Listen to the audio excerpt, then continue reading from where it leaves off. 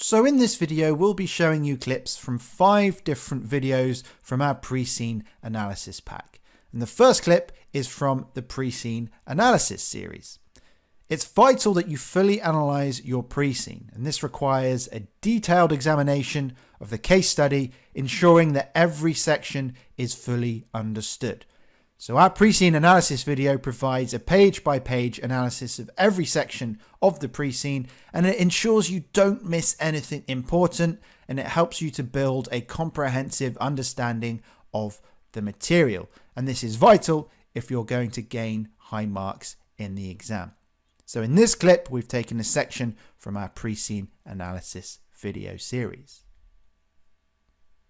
So basically what we find out here is the kind of scope of the personal computer market. We find that PCs, as we all know, are designed for individuals, but obviously, as again we all know, they're used in the work environment and at home, and you can do things like make presentations and video calls, or you can play games on them, or you can make emails on them. I'm sure we all know what PCs do.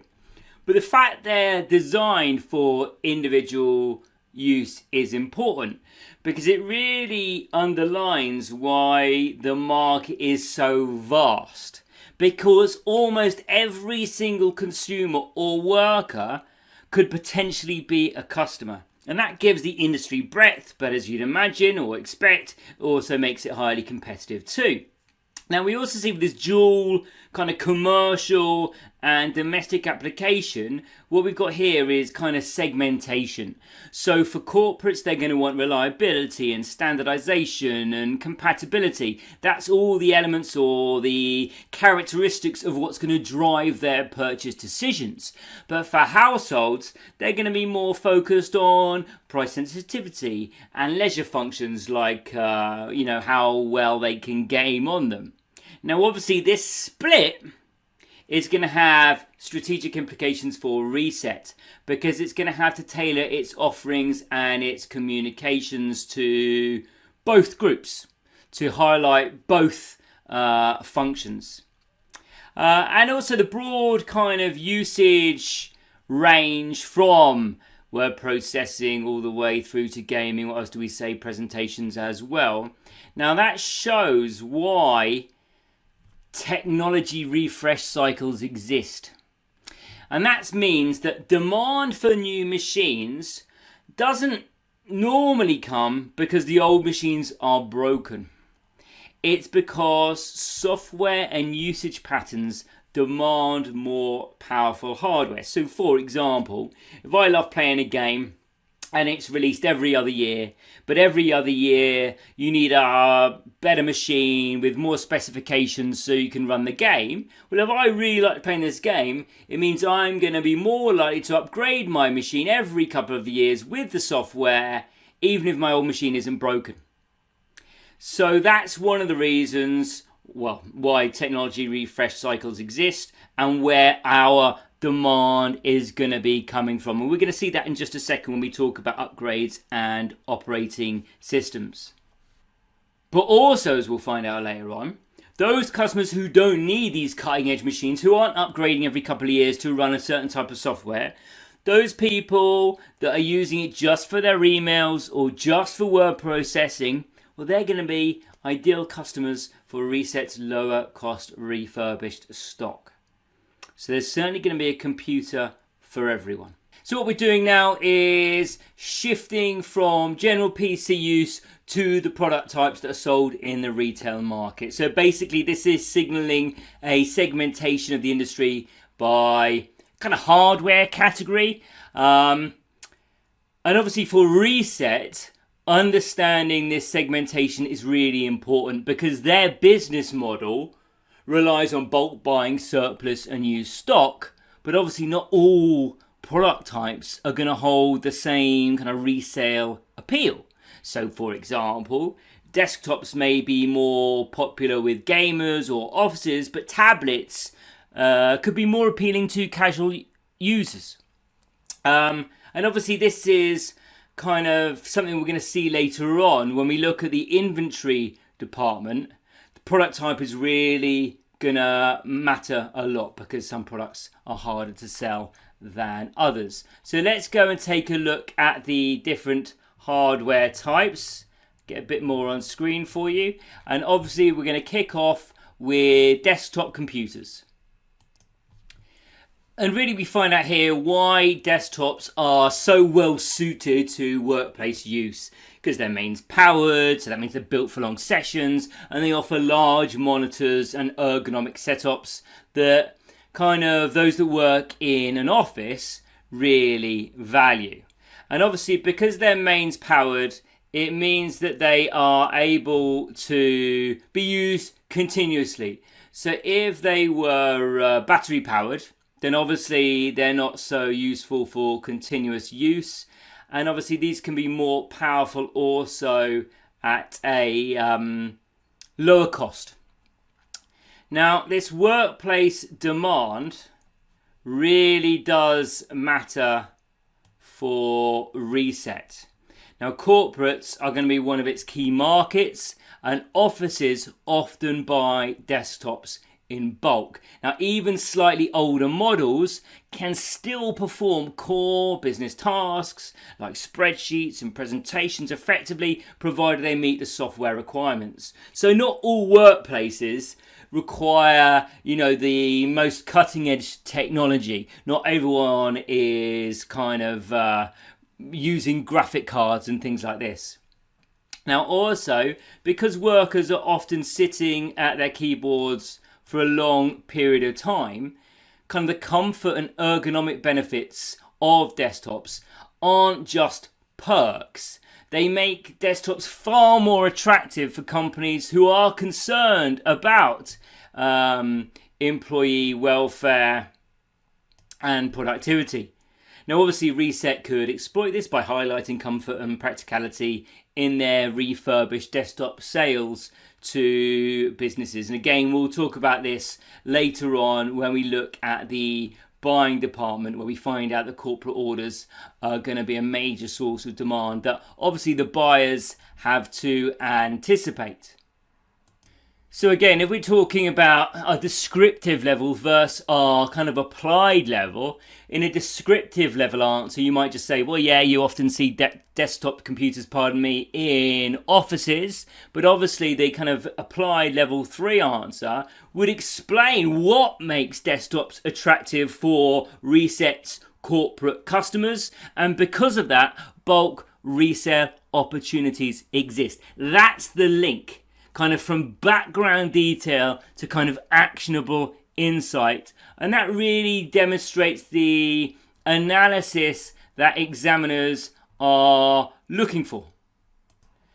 And then we come to the very last line in this section, or in this desktop section, I should say, where we're kind of focusing in, I've called it a niche market.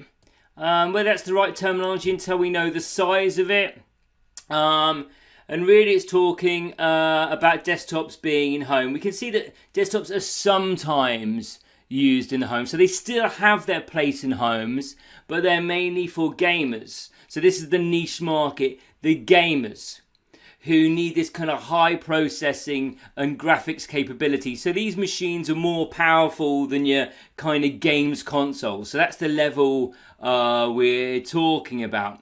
So this niche market, because laptops and tablets are gonna be the dominant market for the casual users who are kind of sending emails at home, etc., etc. So the exception here for the desktops is gamers, because they need this kind of high power and also this kind of customizable hardware. Again, we'll come on to that, I think, more in video 2. Now, in actual fact, this is a bit of a double-edged sword for Ressett, because on one hand, gamers can create a really profitable resale market for refurbished desktops with decent specs, especially if Ressett can offer upgrades like graphics cards. But on the other hand, gamers are often brand and spec sensitive, and that means demand can be limited if the stock is not cutting edge. And again, we'll come back to this later on when we look at the inventory department refurbishment processes where we look at upgrades and cosmetic conditions and things like that. And again, if we link this kind of idea to applied answers, our level 3 answers, we're not just going to be talking about refurbished desktops attracting budget conscious gamers, but brand conscious high spec users, the kind of niche market for home users, they might not just be interested. And that's the kind of balanced judgment that we might be looking at here, or we will be looking at. And if we tie that to our core activity A, we're evaluating opportunities to add value. That's really what we are evaluating. Are refurbished, upgrading desktops, is that really gonna unlock the gamer market, this niche home market? Okay, let's drop down a bit now to our laptop computers. Okay, so no surprises, what we find out here is that laptops' kind of defining feature is portability. And we find out the lightweight models are especially attractive for commuters, business travels, and obviously the heavier laptops are more likely to be used as a desktop substitute for home or office use. So heavier ones and those with kind of larger screens. Now really what we're seeing here isn't that just laptops are portable, but this kind of portability is actually a key differentiator. Now, unlike desktops, laptops obviously can operate on batteries, they can be carried around, and that means this opens up new use cases for both business and consumer markets. And so for Ressett, this means that refurbished laptops can appeal strongly to kind of cost-conscious buyers who need that mobility but can't justify the full retail prices. Now, as we've already mentioned, the small lightweight segment speaks to corporate travellers and students, and both of these groups may not actually need the kind of higher specifications, but really value that portability because they're always moving, but maybe they're only doing word processing on it or sending emails. And again, this creates an opportunity for Ressett maybe to bundle up or upsell accessories like carry cases or portable drives.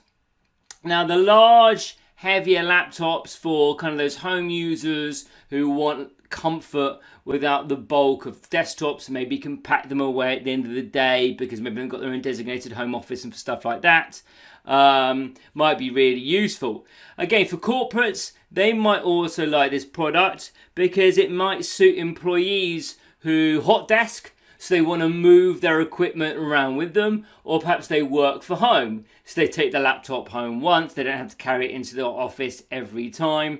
So again, for Ressett, this suggests segmentation even within the laptop kind of sector. Compact, lower power units versus the larger semi-desktop replacements. And again, what we're doing here is we're looking at core activity A, evaluate opportunities to add value, because we're actually looking in the details of the product and we're assessing which laptop segments Ressett should prioritize in terms of buying and selling, lightweight laptops for mobile users and larger models for kind of a desktop substitute. Now in the real world, we found Chromebooks became really popular with schools because of their kind of low cost, but also their portability. And this really demonstrates how lightweight laptop segments can really scale rapidly if they are targeted well.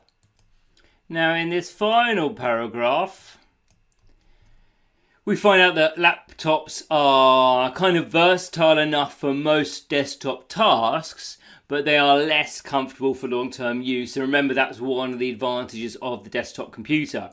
So obviously their portability gives them a role in kind of leisure activities like streaming Netflix or Amazon Prime.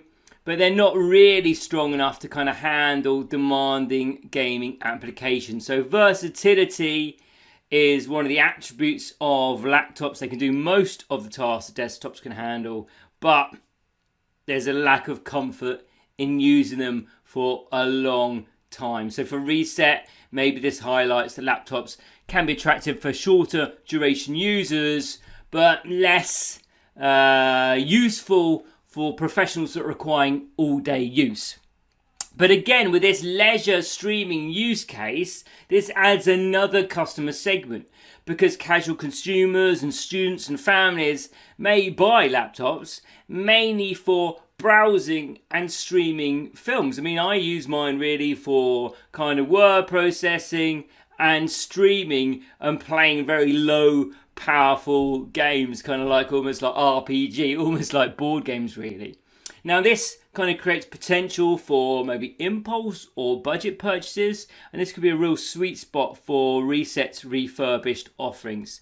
But again, one thing I've got here is the weakness. Now that's for high-end gaming. Now that's strategically important. Now gaming laptops do exist, but they are expensive and they are less common in refurb markets. So Ressett's niche is unlikely to be gamers here. Those customers are more likely to buy desktops. And this does reinforce the idea that Ressett should market laptops towards mainstream and leisure use rather than high-end performance. So we're seeing a difference in market for the different products here. Next up, we've got a clip from our strategic analysis. It's extremely important that you have the ability to identify how the pre-seen relates to key models and theory, and the examiners will expect students to demonstrate a good understanding of the models and theories and make the appropriate links to the case study during the exam. It can be hard to fully analyze a company using models you've only recently learned and be confident that you've got it right. So our strategic analysis has done that hard work for you. So in this clip, we're going to take a look at our strategic analysis video. Let's start then with our mission. And what we're going to do here, as you probably guessed, is explore Ressett's mission by looking at its purpose, its values, and its policies. Now, there's really no formal mission statement provided in the pre-scene, but based on the structure and operations, we probably could infer that Ressett's mission is centered around delivering affordable, reliable computing equipment to both consumers and businesses, especially those seeking lower cost refurbished alternatives. So, no real mention explicitly of mission. So let's bring up the purpose first. So we're asking, why does the organisation exist? For whom does it exist? What does the organisation hope to achieve long term? And really what we've got here is that Ressett's purpose seems pretty clear: to add value in the PC resale market by acquiring used or surplus stock, refurbishing it efficiently, and offering it to customers as a competitive price. Now, this is a classic example of value chain positioning. They don't manufacture, but they add value through inspection and refurb and customer support. Now, their existence fulfills a clear economic need: low-cost computing in a world of short device life cycles. So there's our purpose. What about the strategy? So how is it going to achieve that? How is it going to compete?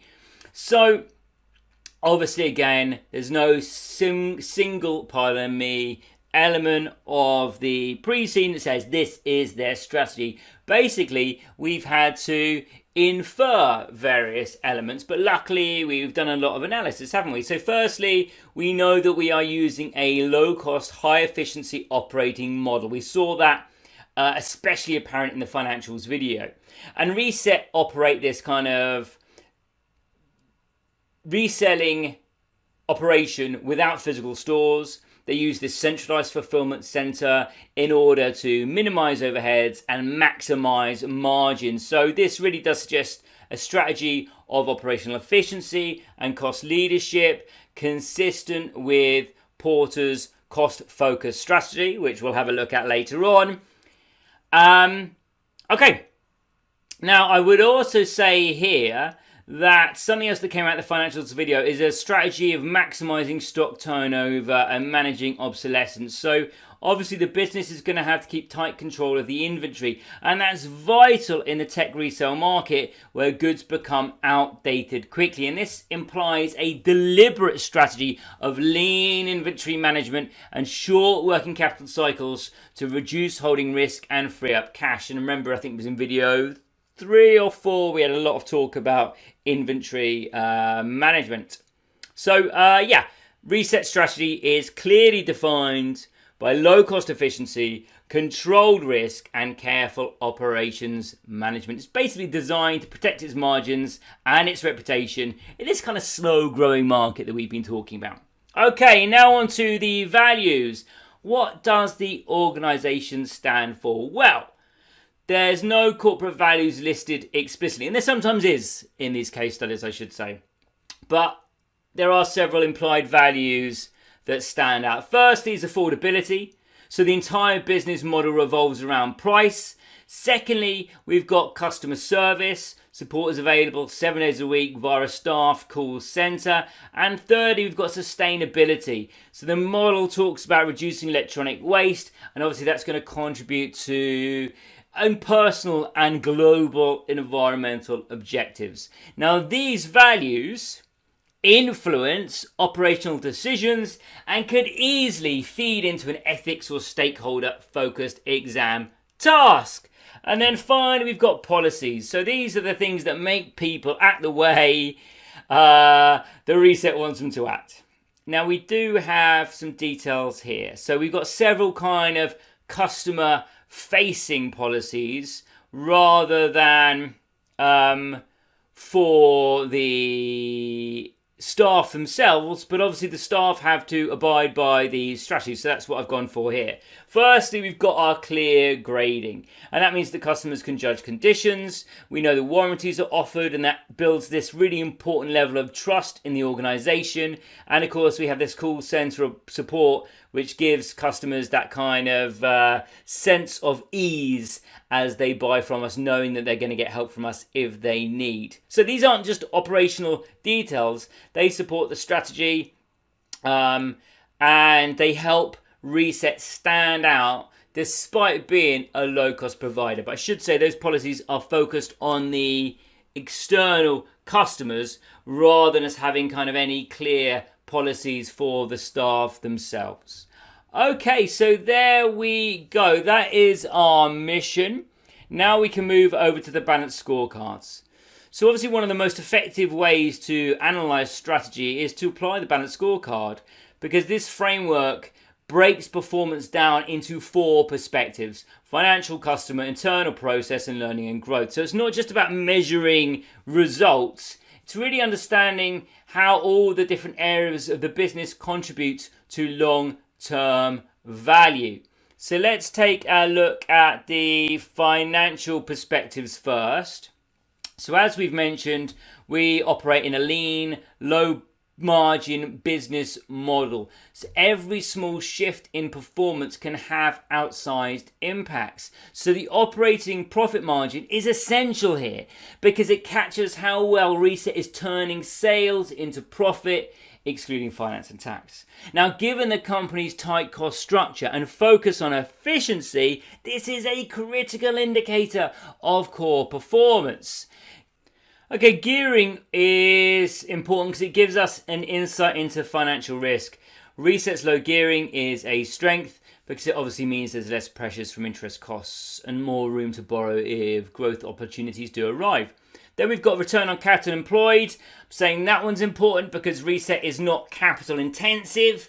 It doesn't own factories or real estate. So it's about how efficiently it uses its working capital. So that's a key benchmark of management effectiveness. And then finally, I've got net profit margin. And that tells us whether Ressett is converting its efficiency into actual shareholder value. Now, this is particularly important when comparing Ressett to Fix Up, where we saw that Fix Up had higher revenue but lower margins. In fact, we went through all of those ratios in our finance video number 5, so definitely check them out. Okay, then let's go down to the internal perspective, so one underneath. So internally, Ressett's strategy relies on process excellence, especially around inventory, refurbishment and customer service. So our first one I've got is the inventory turnover ratio. That's crucial because PCs become obsolete fast. The longer the stock sits unsold, the more its value is just eroding. And high turnover keeps the model lean and protects margin. Secondly, I've got the supply delivery performance. Now this affects the entire operation. Ressett doesn't manufacture, it sources from others, so its ability to deliver to customers depends on how reliably suppliers deliver to them. Then I've got refurbishment success rate, because this reflects both efficiency and brand protection. A high failure rate in refurb means waste, delays and possibly poor customer experience. And then finally I've got call resolution time, because this ties directly to cost control and customer satisfaction. Now a lean call center model only works if issues are resolved quickly and effectively. Okay, then let's go back up to the top and look at our learning and growth perspective. So Ressett's long-term sustainability really does depend on how it invests in people, systems and culture. So training hours are vital, especially in tech support and refurb, because the business obviously needs staff who are confident with troubleshooting, repairs and communicating clearly with customers. IT system reliability underpins their entire operation. Orders, stock levels, returns and customer interactions all flow through the same system. Downtime isn't just annoying, it's disruptive and expensive. And then we've got employee satisfaction and retention, because these really matter. This is a lean team, and if we're losing experienced staff, that could really have a big impact on quality and customer experience. And then I finally got tracking suggestions implemented, because really that's indicative of whether Ressett is building a culture of innovation and continuous improvement, and obviously that's a big advantage in this kind of competitive sector. Okay, and then our final part of the quadrant, is it a quadrant? I'm never sure with the shapes. We've got a customer's perspective. So we know that Ressett has no physical shops. It relies entirely on online sales and customer service. And so that makes customer KPIs absolutely critical. So firstly, I've got repeat purchase rate. Now this is really important, because with such tight margins, Ressett needs volume and loyalty to thrive. Retaining customers reduces marketing spend and it boosts profitability. Then I've got the average delivery time. This is another must-watch metric. Ressett's business depends on efficient fulfillment from a single central location. Fast, reliable delivery is often the difference between a one-off sale and a loyal customer. And then penultimately, I've got customer satisfaction, because this reflects the performance of the call center. And that's one of Ressett's few direct customer touchpoints. High service ratings protect the brand and encourage referrals. And then finally, for the balanced scorecard, I've got the return rate. And that's particularly sensitive in the refurb market, because it can signal issues with product quality, misleading listings, or unrealistic customer expectations. Returns erode margin and they hurt trust. We're casting the net a little bit wider now with a look at the wider industry in which the Pre-Scene company operates with our industry analysis video. It is critical to demonstrate to the examiner that you have fully understood the Pre-Scene industry as a key element to gaining extra high marks in your case study exam. Researching the industry can be a laborious process, especially when you're not sure which information is useful and which isn't. And our team has spent hours doing this research for you, finding the information that will help you to achieve a wider perspective of the industry and build a deeper knowledge in preparation for your exam. So in this next clip, we'll be taking a look at our industry analysis video.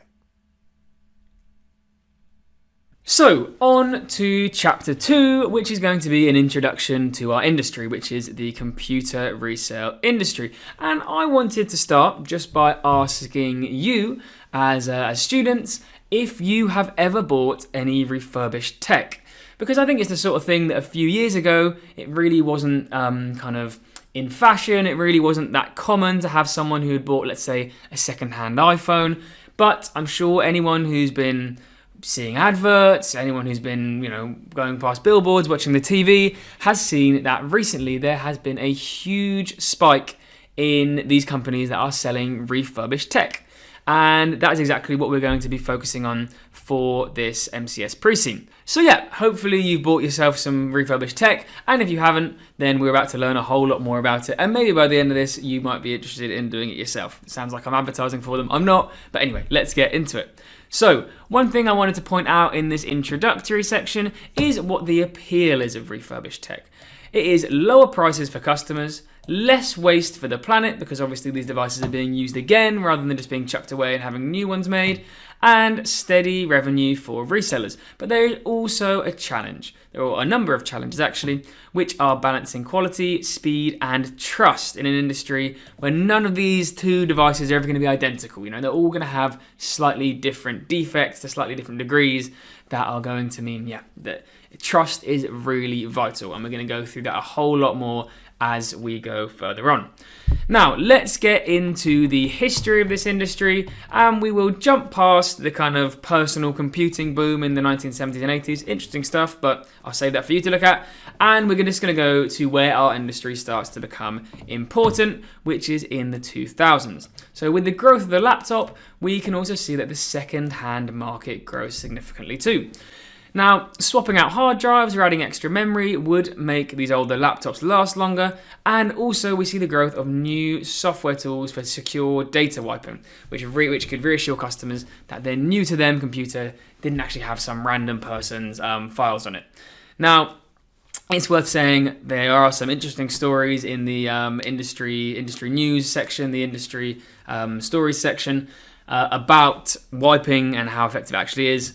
So yeah, have a look yourself, but take it with a tiny grain of salt. Now, let's cover where we are today by, in fact, segueing on to the industry life cycle, because we can look at where we are today in the life cycle, which is the maturity phase, where the industry has reached maturity. Resale, like I was saying at the very start, is no longer a sort of something that your weird friend has, a refurbished piece of tech, but it is now a really solid and recognised part of the tech economy. There are specialist refurbishers, there are retail outlet divisions, and there are lots of large online platforms. More on them very shortly and even more later. But yeah, it is not a niche market really anymore. The key challenge is not about having stock to sell, because there is loads and loads of options of buying second-hand tech. I mean, you just have to look at how much tech is being made each year to know that there's obviously going to be loads of second-hand stuff. But the challenge is earning customer trust, and this is where companies can differentiate themselves and where they can also really hamstring themselves as well. And these key things here, grading systems, warranties, and branding, are going to come up a bit more, but they all play a really big role in setting stuff apart. So that is where we are today. It is a kind of a mainstream part of the tech industry. And anyone who's seen an advert for Music Magpie, which we'll get onto, or Back Market recently in the UK has been a huge one, will know that, this is definitely not small fry anymore. And now, if we talk about decline or growth or where we're going in the future, well, we can say the sector is set to grow in relevance. So we're not looking at somewhere which is peaked and is now going to start declining. The only way for now appears to be up for refurbished tech. And this is because of a number of things. We've got rising concerns about electronic waste, higher living costs, which will be a feature of this industry pack, and also government sustainability targets. They're all encouraging customers to consider refurbished devices, and consider refurbished devices they are, and they are set to continue to. So if we think about how some of that relates to the pre-scene, well, we can say that Ressett was founded at a time when the computer resale industry was starting to move beyond its early growth stage and settle into maturity. So 1986, it says here, well, we're kind of talking about that period. It's not quite in its maturity phase in 1986, but it is on its way there. So refurbished devices at that point are no longer just the domain of hobbyists, as we discussed, but they are part of a professional sector with these grading systems and warranty expectations that we covered. And the important thing here is that Ressett's structure reflects the maturity of the industry.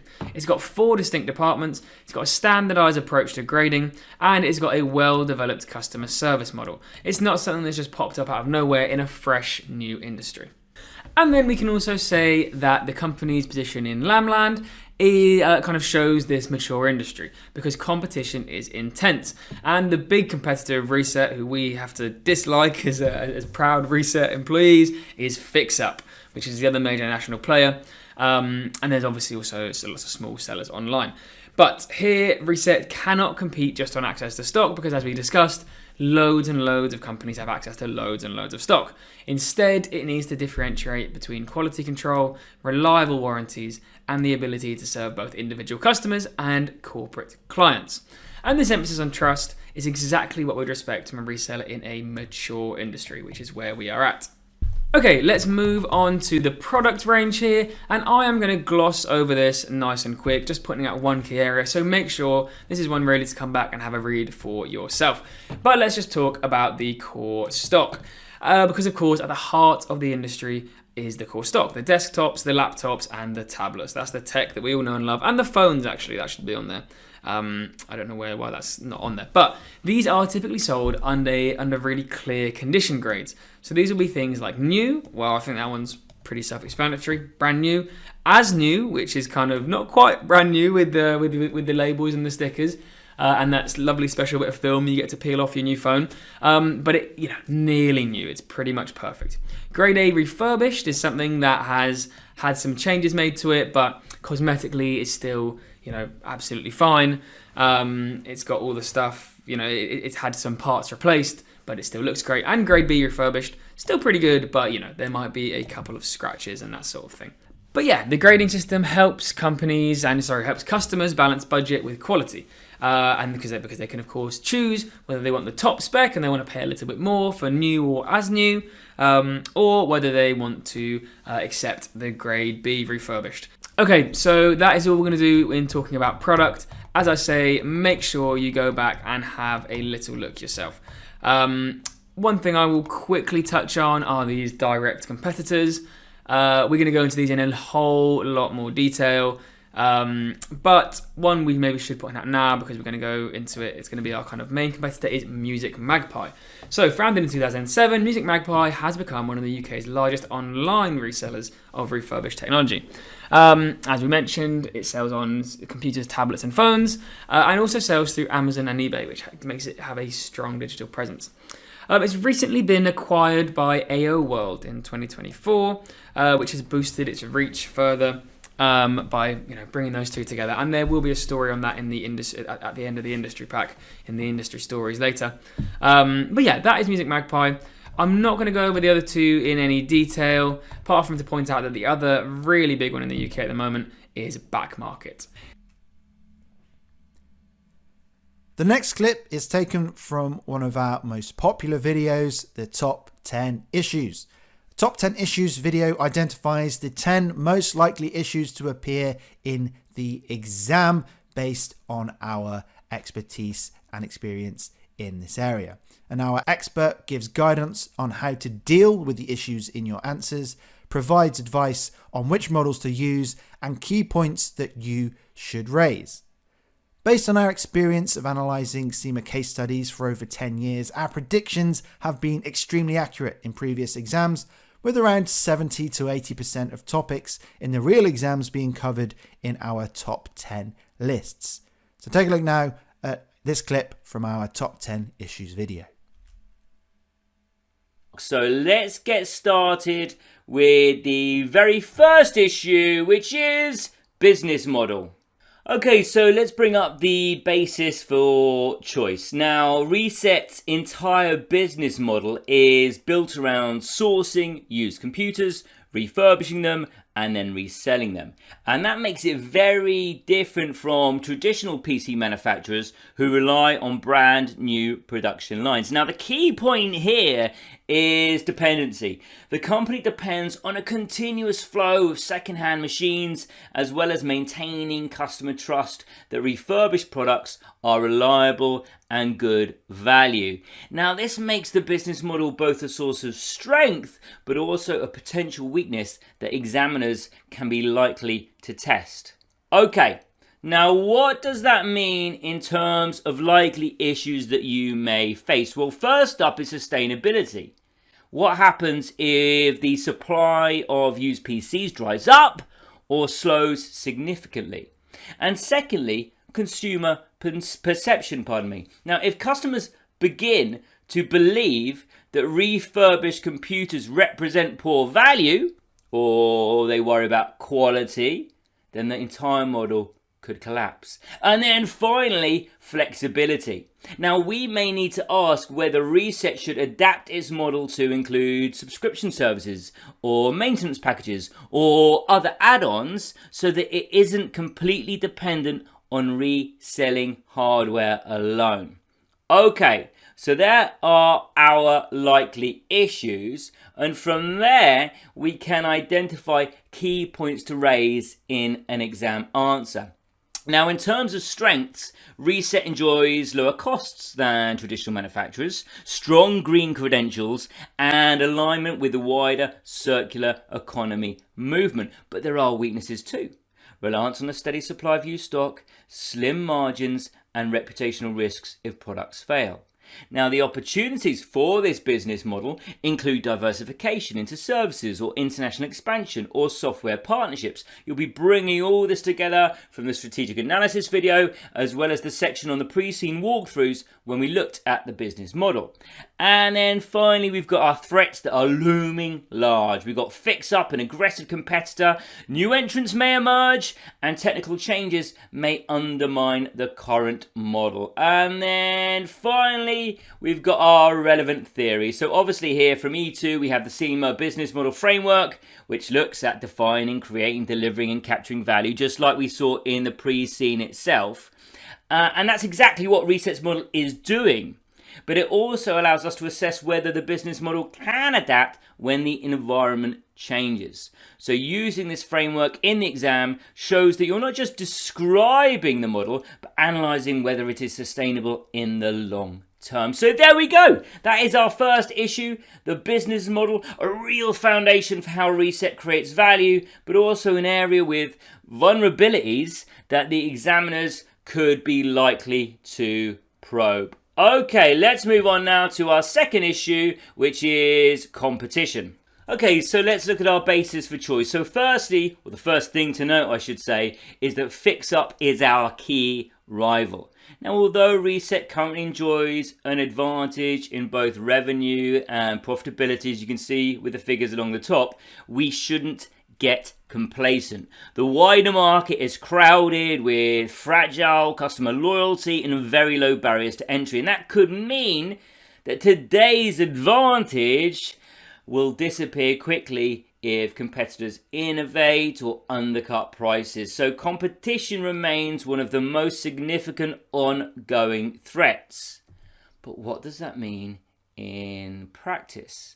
Now, there could be three likely issues that examiners might probe around this kind of topic. First is performance analysis. So we need to constantly benchmark against Fix-Up and other rivals to understand where we're leading or perhaps where we're falling behind. Secondly, maintaining advantage, whether that's through aggressive pricing or clear differentiation or continued innovation.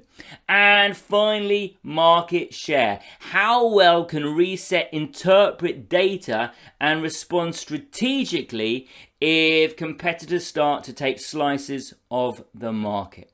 Okay, so what are the points to raise if we encounter these issues? Well, a few key points stand out. Firstly, Ressett's current strength lies in higher revenues and stronger margins than Fix-Up, and that's a good position to start from. But there are clear pressure points. Fierce price competition could quickly erode these margins.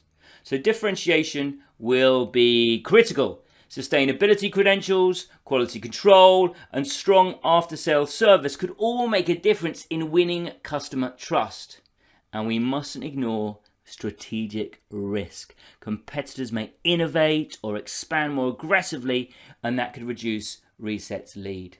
And then finally, what's the relevant theory? Well, obviously here we've got Porter's 5 forces, especially rivalry amongst competitors and the threat of substitutes. And that really helps us frame how intense the competition really is and where margins will be most under threat. And obviously we did one of those in our strategic analysis video.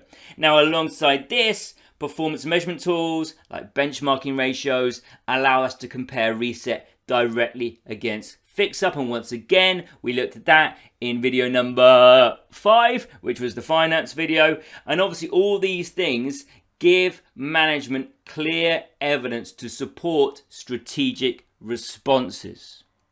So overall, competition is a constant pressure point. So while Ressett has a current edge, examiners would want to see how you can evaluate both the risks and the strategies to sustain that advantage.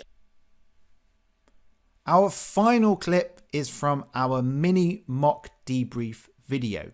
We produce a range of mock exams for each sitting, and alongside each of those mocks is a video debrief. And in these debrief videos, our experienced tutor analyzes every question and takes you through a step-by-step guide on the best way to approach them. And by watching debrief videos, you'll learn to understand how to pick out all of the key information in the task and the requirements. You'll use that information to build an effective plan. Many students fail due to poor answer planning. And then that will help you to formulate an excellent answer.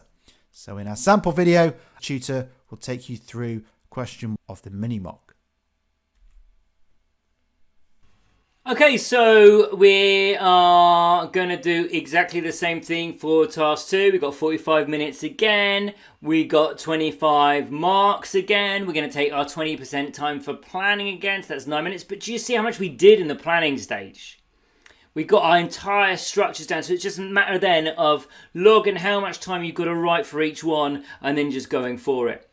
Okay, so we've got 36 minutes to account for in our subtask A and our subtask B. So, oh, totally missed the mark in there. I can never see this pen. That means this is worth 13 marks. It's slightly more. And about 19 minutes writing time. Head down, pen down, just writing because we've done all the thinking in the structure. And then 48% is worth slightly less. What was that? 12 marks and 17 minutes. But now we've got to get quickly on and think about our planning time. So we go straight to the requirement line. We're going to do exactly what we did before and not read anything else. Explain. Well, that's a nice verb we've had a few times, isn't it? So we want to make sure whatever we've got to do is nice and clear and in a professional tone, and we've got to apply it to Ressett. So explain the implications this acquisition would have for our financial reporting and how we deal with this. Okay, so two kind of terms that stick out to me here are acquisition and also financial reporting. Our good old friend financial reporting wouldn't be MCS without it. Now, obviously, I'm thinking straight away, okay, this is F2 topics we're talking about here. And really, what I'm thinking about is us acquiring a company. Now, if we're talking about us acquiring a company, I'm thinking this question is going to be about group accounting. Now, obviously, I don't have this screen all the way up. I can see we're going to be a subsidiary of Ressett at the top. So I can really think already, again, my structure is going to be, well, how would I approach it? Well, the subsidiary status first. Then how we present the kind of consolidated accounts. Then the non-controlling interest and goodwill and impairment of goodwill. And these are going to be my terms, my headings. So once again, without having to read anything, I've worked out my structure for the answers. And even if we can't work out this kind of full structure from the requirement line, I've already got these kind of broad headings now. And so, I'm going to be looking for the correct terms and evidence and info when I'm going through it. And I can kind of change the titles and refine them if I need to when I'm coming to actually write my answers. But it gives you this really nice structure to approach this information. It's super focused. But again, we're not going to go and read the rest of the information yet. We're going to go straight down to the requirement line B. So assess is our verb here. So we've got to consider options. We've got to consider the pros and the cons. And then we've probably got to make a judgment at the end too. So please assess whether market-based pricing, cost-plus pricing, dual pricing, negotiation, or other approaches to transfer pricing would be appropriate for Ressett. Now, obviously, I'm thinking about P2. This is obviously carrying on from previous question. We're talking about divisional performance and transfer pricing approaches. Now, the structure is already given to us in the requirement itself. So all I've got to do, remember it's assess. So I've got to go, what are the pros? What are the cons of market-based pricing? What are the pros? What are the cons of cost-plus pricing? And obviously, pros and cons applied to Ressett. Okay, obviously, not just pros and cons. Write me an academic textbook about transfer pricing. Okay, so again, we know what we're going to do. We've got ourselves a nice structure, and again, other approaches. But we're going to come out with a conclusion again. We're going to make an assessment because we are working as finance managers, and that assess word makes me think we've definitely got to come up with a requirement. So I'm also going to have a conclusion at the end of this where I'm going to give my kind of verdict to what I think is the most appropriate technique or which are the most appropriate techniques. Okay, but now we can really think about looking for our evidence. We can go evidence hunting. And I think we're going to find out we are buying someone if my spidey senses are right. So let's just go up. Quite a lot of context here. So we're talking about expanding the business. We know that. And we're thinking about acquiring a small niche refurbisher called Tech Gear Limited. So again, that to kind of back up what we were saying about it being group accounting. We'd specialise in high-end gaming from a single distribution centre. If we just scroll down a bit with our eyes, or read as it's also called. The acquisition, what's the reason for it? Could create cost synergies by centralising refurbishment processes, sharing logistics, resources and consolidating administrative functions. So this is all to do with kind of goodwill and a later date impairment as well. Okay, we also find out that we would have an 80% shareholding, so that would give us control, and they would be brought in as a subsidiary. And we also see the financial statements for Tech Gear are attached. Okay. Now what we can do is scroll down to the reference material. I expect this is going to be to do with subtask A more than subtask B. And we can see this is Tech Gear's financial statements. So, let's see what we can find out about the Tech Gear financial statements. Oh, I'm going the wrong way, pardon me. There we go. Back on course. Try and get as much on screen as possible. The statement of financial position. So we can see first of all the PPE and the intangibles are going to be consolidated into group assets. Now we can also see there's retained earnings of 8.1 million. That's part of the net assets that's going to be used as part of our goodwill calculations. Let's scroll down a little bit more just so we can see what else is on screen. So we can see our trade payables and a bank loan. Well, that's obviously going to be consolidated into our group liabilities. And is there anything else? Oh yeah, we're going a little bit. Oh yeah, just before we go, cool. Up there, cash. Cash going to be important for us. Yeah, that's going to be consolidated into group cash. And then we can also see that the revenue is 64.8 million. And the profit after tax is 10.1. So this is, if I draw an arrow to both of them, they're going to be group results. And we know it's 80% control we were going to have, so give me an NCI of 20% taking for that. Okay. So again, this does support what we initially thought from the requirement line. It's going to be about group accounting and how we handle that. So now we can go down and actually see the structure that I've got down called accounting for a subsidiary. So again, remember, we are talking about explain. So everything is nice and clear, plain English, but professional English. So firstly, we're accounting for a subsidiary. Well, we own TechGear. 80%. So we have to treat it as a subsidiary. Okay. Then we can turn on to consolidated statements. So obviously Ressett and TechGear are going to become one entity. And they're going to combine 100% of their assets, their liabilities, their income and their expenses, okay?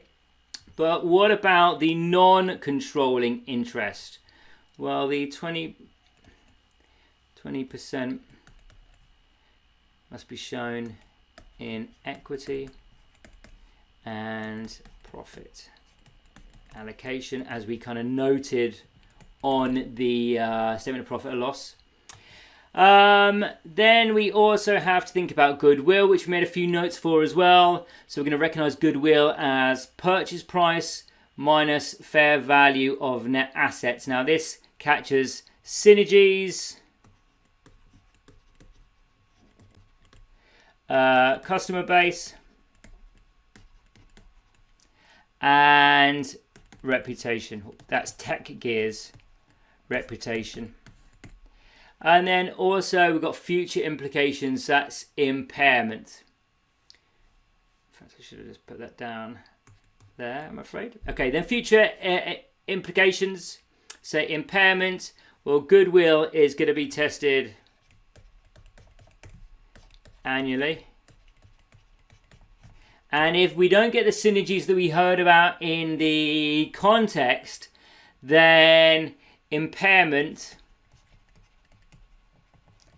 will reduce group profit. Okay, so again, we've used the structure really from the theory itself, and we've just filled in the information.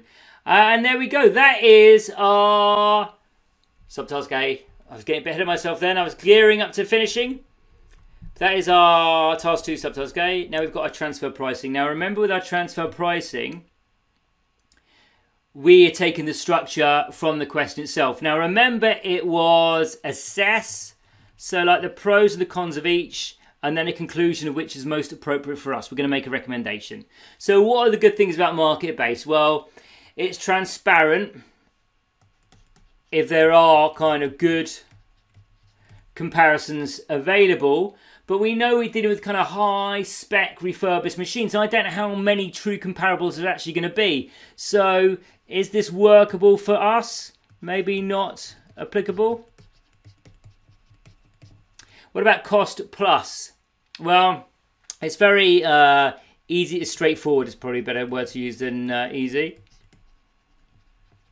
Because TechGears covers cost with a fair margin, and tax authorities like it, and it seems like a pretty good fit for us then, doesn't it, at a Ressett? That's one to note for our conclusion at the end. What about dual prices? Well, it's good for both. It incentivizes both sides, but it's very complex, and maybe too complex for our group. What about negotiated transfer prices? Well, that could give people autonomy, or I suppose companies and departments autonomy, but it could be inconsistencies, could be conflict, and kind of, I want to say unalignment, but I'm not sure if that's grammatically correct, but I mean not aligned within the group's goals. So again, I wouldn't prompt for this. Now the one I've given a tick for is practical, it's transparent, it's tax compliant, and so that is the one that I would suggest in my conclusion. And there we go, that is how I've answered subtask B. So there we have it, 5 key videos to get you started with your exam preparation. I hope you found them useful, but the reality is that this is just the starting point, and you'll need to do a lot more preparation over the next few weeks to improve your chances of passing this tricky exam. And to that end, we have a number of options available. The video clips you've just seen are taken from our course content. And our courses are designed to help you ultimately pass the exam. We want to minimize your study time. And of course, we want to ensure that you're getting your value for your money. So if you want more of what you saw today, you want to check out our full pre-scene analysis pack. And that basically includes the full videos from which those clips were taken. From the pre-scene analysis videos through to the top 10 analysis, the strategic analysis, industry analysis, and in addition to that, we've also got 30 pre-scene questions that are designed to help you consolidate your knowledge and understanding of the pre-scene company. Pre-scene analysis is a crucial first step, but passing the exam requires developing your exam technique and lots of practice. So the best all-round comprehensive solution is the Astranti Premium course. On that, in addition to everything you get in the pre-scene analysis pack, you'll also get 5 mock exams. And those mock exams are written according to the pre-scene company. They're not generic and they don't have generic solutions. They're applied to the pre-scene and they're based on the top 10 issues. So you'll get questions in the mock exam that they'll have a good chance of coming up in the real exam. In addition to those mock exams, you can get mock marking and feedback. And this is where you'll submit a mock exam to your dedicated marker and they will mark that and give you a fully annotated script with feedback and annotations. And they also provide a 9-page document with feedback that you can apply in your next mock. In addition to that, we've got our exam technique video series. Exam technique is really important in this exam.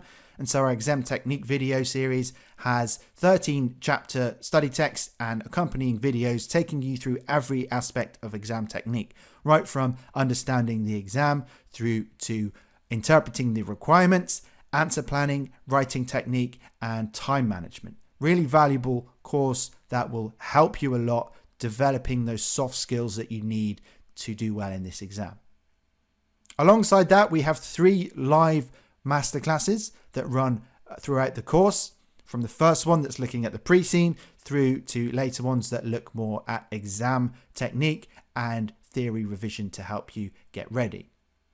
Included in the premium, you get access to tutor and mentor support, and you'll be able to access our discussion hub where you can post your questions and talk with other students and tutors about any questions and queries you may have. And our premium course comes with our double pass guarantee, and that's exclusive to premium course students. It's a double guarantee because if you don't pass, if you take this course and you don't pass the exam, we'll give it you again for free with no extra charge. And you also have a 14-day money-back guarantee. So if after 14 days on the course you're not happy, you can get a refund, no questions asked. So whatever your situation, we believe we have the solution for you at Astranti, and you can find out more at astranti.com/CIMA. Thanks for watching.